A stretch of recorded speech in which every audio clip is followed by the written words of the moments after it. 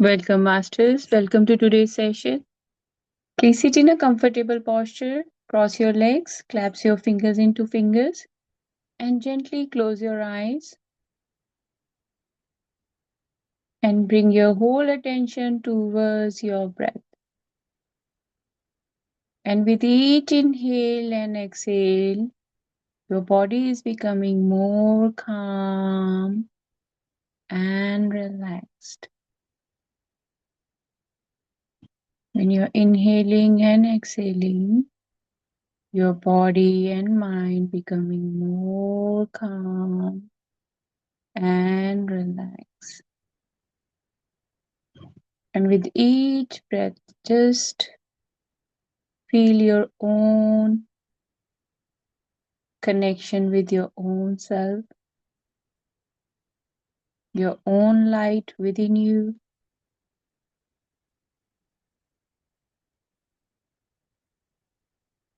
Bring your whole awareness towards the middle of your chest, where we have our heart chakra, our heart center,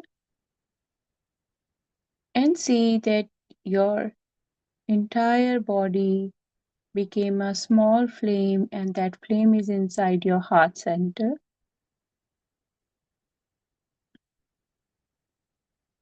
And all other masters' energies are connecting with your heart center. Let's invite Mahavtar Babaji, Ladi Mahashiji, Swami Yukteswar Giriji, Yogananda Paramahansa Ji, Anand Ma, Ramana Maharishi's energies,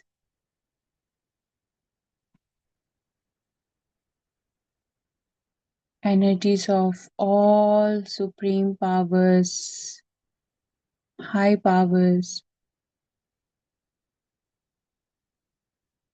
Let's invite all God and Goddesses energies, all the energies of all other stars and planets, galaxies, universe, all cosmic energies.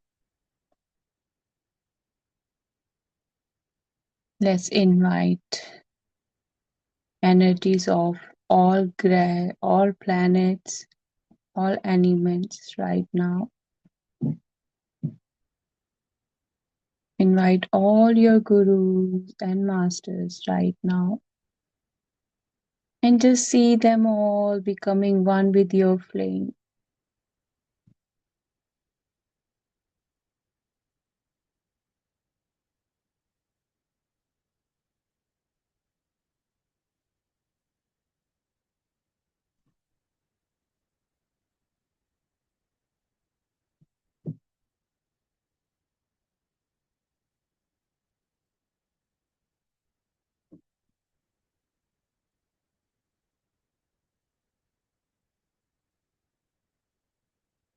When you connect with the energies of your master in the form of a flame in your heart center, see that this flame is energizing each and every cell of your body with pure divine love.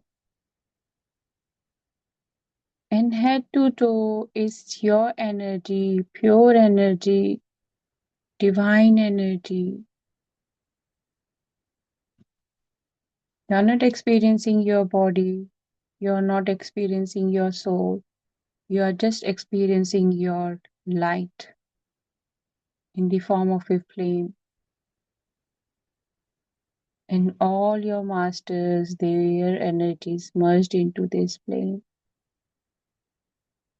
And with each inhale and exhale, this flame is expanding, burning all uninvited desires, unwanted thoughts, removing all obstacles by burning them. Now just focus on your breath. Yesterday we completed eighth question. Now, the ninth question is, what is the path of inquiry for understanding the nature of the mind?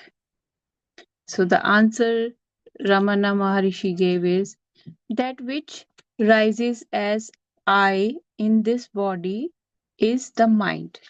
If one inquires as to where in the body the thought I rises first, one would discover that it rises in the heart. That is the place of the mind's origin. Even if one thinks constantly, I, one will be led to that place of all the thoughts that arise in the mind. One will be led to that place of all the thoughts that arise in the mind. The I thought is the first. It is only after the rise of this that that the other thoughts arise. It is after the appearance of the first personal pronouns that the second and third personal pronouns appear. Without the first personal pronoun, there will not be the second and third. Question number 10. How will the mind become quiescent? The answer from Ramana Maharshi is, by the inquiry, who am I? The thought, who am I, will destroy all other thoughts. So, the guidance I am receiving in your head, ask 3 times this question to yourself: who am I? Who am I? Who am I? It will immediately destroy the thinking, whatever you were thinking before. The thought, who am I, will destroy all other thought, and like the stick used by stringing the burning papaya, it will itself in the end get destroyed. Then there will arise self realization. What is the means for constantly holding on to the thought, who am I? The next question, 11th question is, what is the means for constantly holding on to the thought, who am I? When other thoughts arise, one should not pursue them, but should inquire, to whom do they arise? It does not matter how many thoughts arise. As each thought arises, one should inquire with diligence, to whom has this thought arisen? The answer that would emerge would be, to me.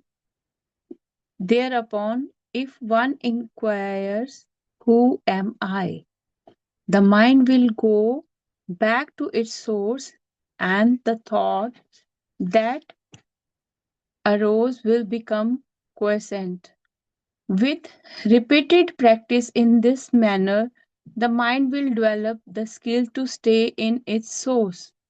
When the mind that is subtle goes out through the brain and the sense organs, the gross names and forms appear.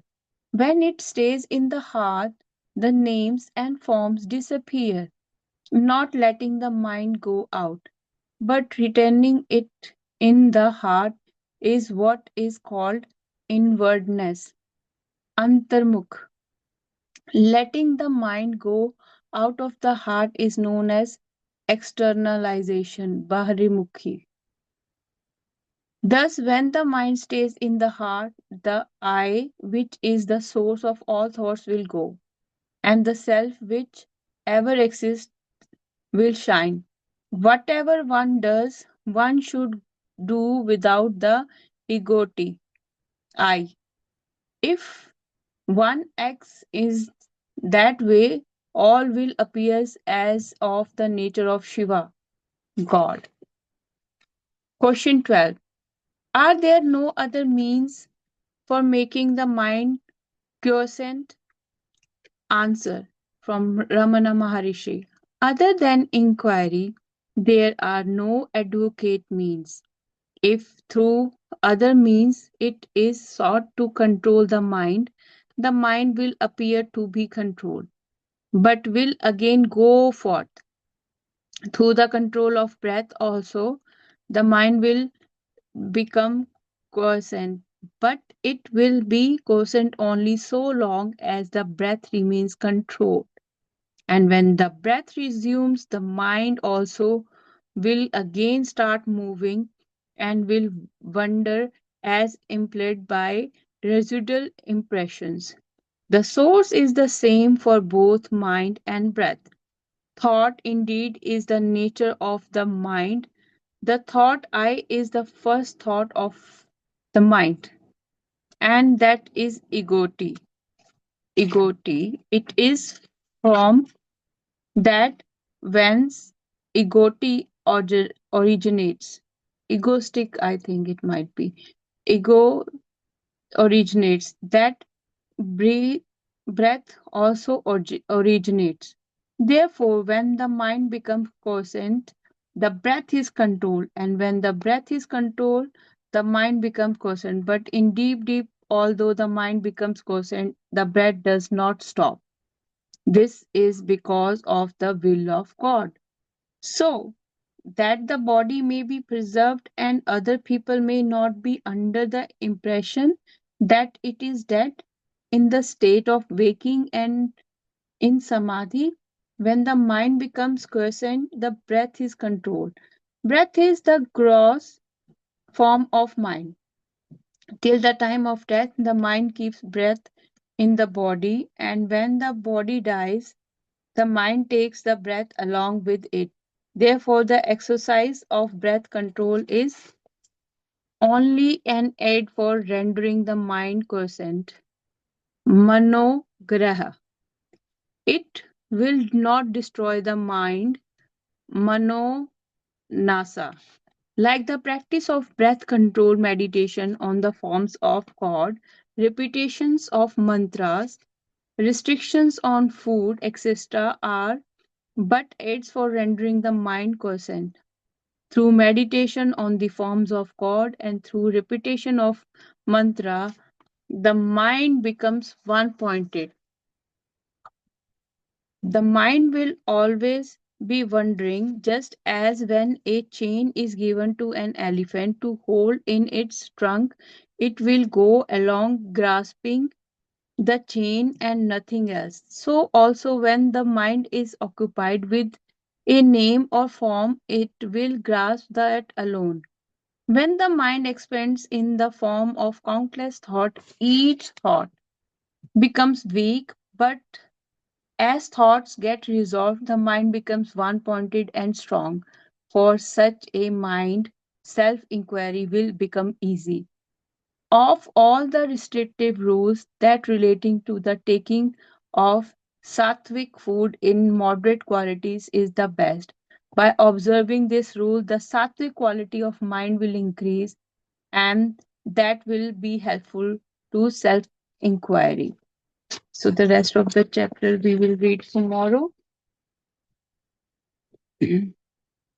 As you are already in a meditative state, the guidance I am receiving is just with your each inhale and exhale, like the clouds or ashes, flames, when we blow a flame, how the rest of the flame residue blow means it is in the air, yeah, um the smoke is in the air.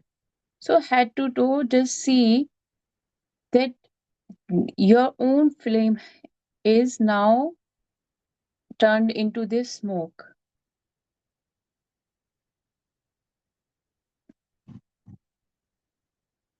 This is the power of our mind.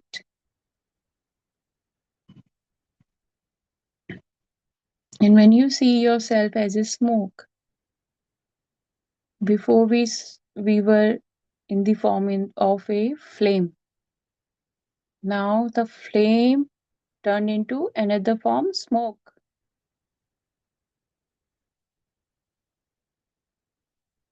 And the both have different qualities, but the origin is the same. So the guidance I am receiving is the same way God is same, but we experience Him with the different names and different identities. Now, just imagine you fast, you are doing fasting, and your body is right now going through death transformation for next 2-3 minutes continuously. In your third eye, just say you're doing. I'm doing fasting. Today is my fast.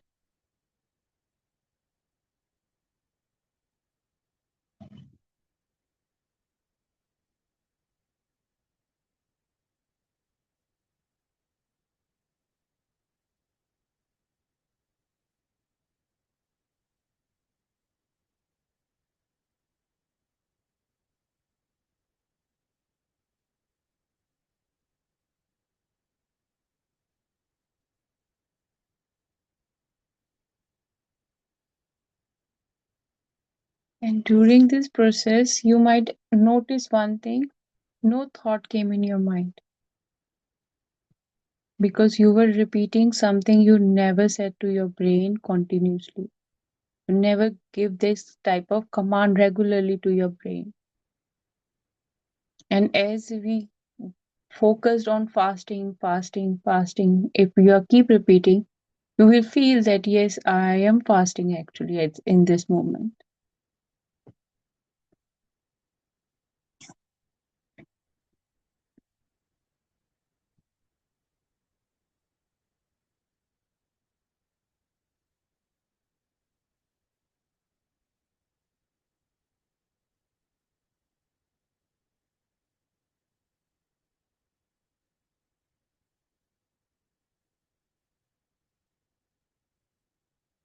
And this is the power of mind. Maharishi Ramana is letting us know.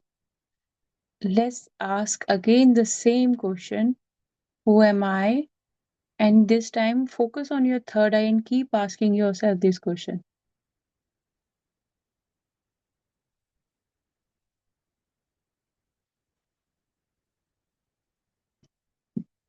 Repeat it like you're doing chanting.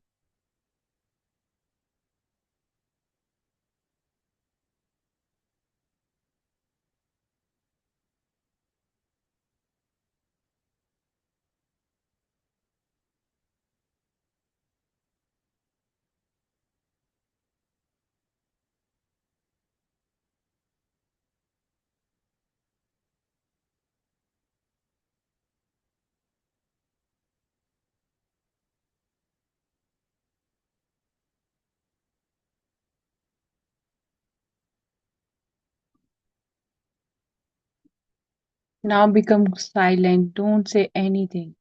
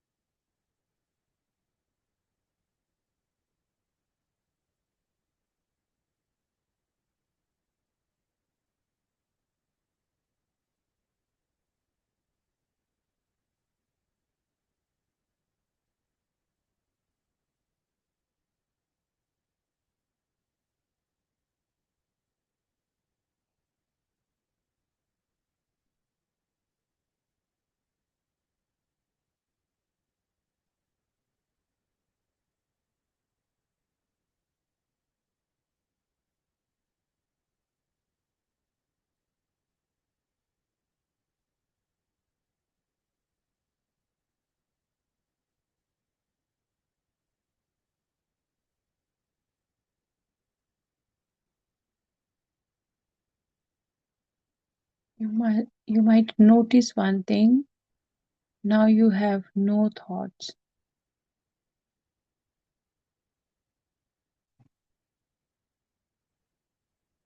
Be in this meditative state for at least next few minutes.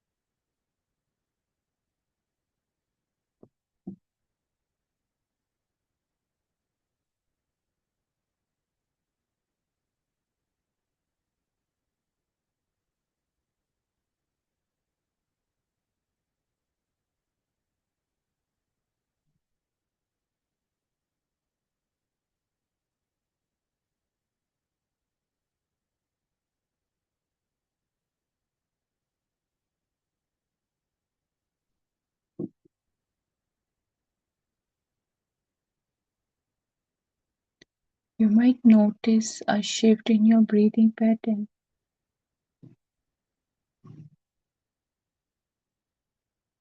like your body is completely relaxed because you're not overthinking, you're not analyzing anything in your mind.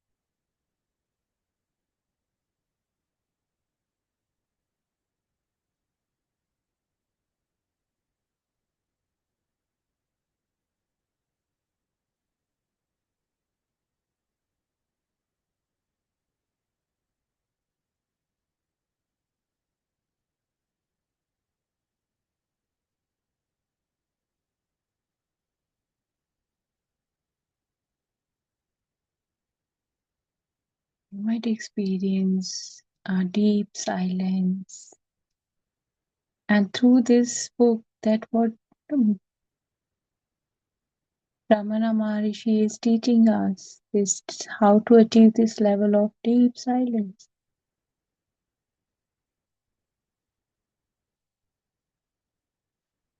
where our body is completely relaxed, calm, and silent. Mind is silent.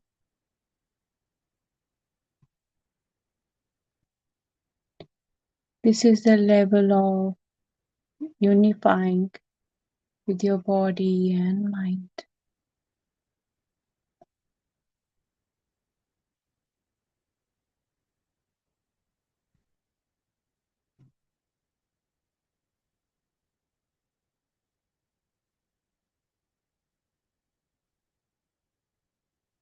With complete surrender.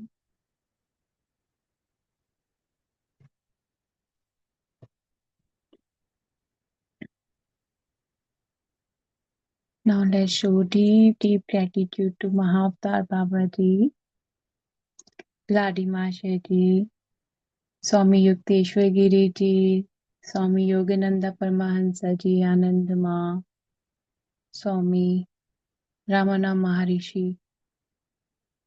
This holy book, Who Am I? Energies of all divine and supreme powers, all sadhus and saints, divine powers of all Naga sadhus, divine powers of Himalayas, divine power of Shambhala, divine power of all the energies around us, all the protectors around us, deep, deep gratitude to all God and goddesses, deep, deep gratitude to all our gurus from all the timelines, from all the dimensions, deep, deep gratitude to all planets, deep, deep gratitude to all elements, deep, deep gratitude to our body, mind, and soul. Deep, deep gratitude to our five senses. Deep, deep gratitude to our nervous system.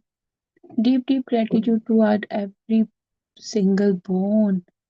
Deep, deep gratitude to our tongue, our ears, our nose. Deep, deep gratitude to our entire body. Deep working day and night perfectly to all our organs. Deep, deep gratitude. And deep, deep gratitude for every single thing we have in our home. Deep, deep gratitude for our family members, friends, colleagues, neighbors. Deep, deep gratitude for our financial conditions. Deep, deep gratitude for all our wisdom, talents, and skills. Deep, deep gratitude for this spirituality. Deep, deep gratitude to Zoom. Deep, deep gratitude to you for joining today's session. Now, please rub your palms and place your palms over your eyes. Just open your eyes inside your palm for a while. 5, 4, 3, 2, 1, 0. Be in this state for a while. Open your eyes inside your palm for a few minutes, seconds.